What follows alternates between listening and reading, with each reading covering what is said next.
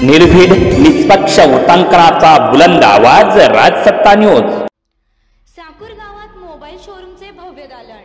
पैसे नाहीत, चिंता कशाला, अगदी अल्प दरात घेऊन जा आपला आवडता आयफोन।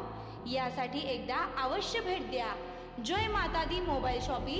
या ठिकाणी मोबाईल रिपेअरिंग तसेच सर्व सॉफ्टवेअर व हार्ड डिस्कचे काम अगदी अल्प दरात करून मिळेल। ठिकाण साकूर बस स्टँड समोर साकूर।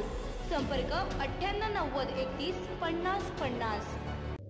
मला वाटतं तिकीट मिळाल्यानंतर जाहीर माफी मागायची उमेदवारावरती वेळ यायला नको होती, परंतु ती आली आणि त्यांनी एक वेळा दोन वेळा नाही तर 5 वेळा माफी मागितली।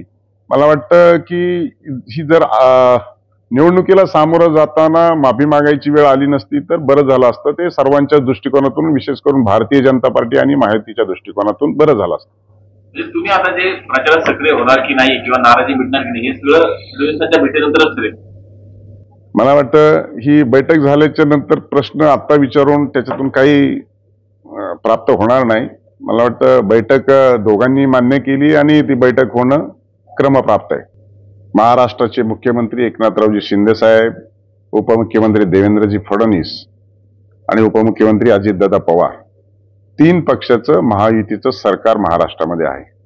त्यामुळं सीट शेअरिंग मध्ये देखील वेळ लागतोय आणि निश्चितच प्रत्येक पक्षाची एक आयडिओलॉजी वेगळी आहे, तत्व वेगळे आहेत आणि म्हणूनसाठी अशा पद्धतीचं तिकीट जाहीर झाल्याच्या नंतर देखील काही जाहीरपणे मीडियासमोर वक्तव्य करतायत।